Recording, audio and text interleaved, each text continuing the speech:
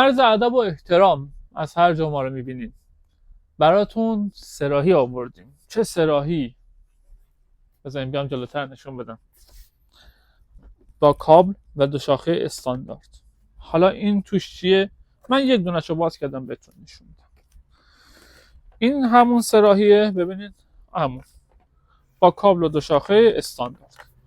هیچ جای این ردی از استاندارد نیست. حتی پیچ خورشیدی هم نداره. خب سیم نوشته آوا کابل، ولی من که چک کردم هیچ گونه استانداردی نداره. دو شاخه آرم استاندارد ندارد هیچ جاش. من با اینکه بازم دیدم دوباره شک دارم چک میکنم. حالا این چرا بهتون نشون دادم؟ خیلی از همکاران و دوستان و آنلاین شاپ ها به خاطر سود بیشتر اینو دارن میفروشن. نکنیم اتصالی کنه خونه مردم، چی جواب میدیم؟ استانداردش درسته گرونتره، سودت حاشیه‌اش کمتره، ولی چرا غیر استاندارد بدیم دست مردم؟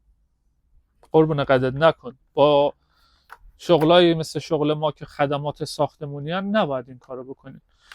اگر ما رو از تو اکسپلور میبینین، پیجمون رو دنبال کنین، به دوستاتون معرفی کنین، چون ما همیشه این غیر استانداردها رو معرفی میکنیم. با تشکر، لطف کردید.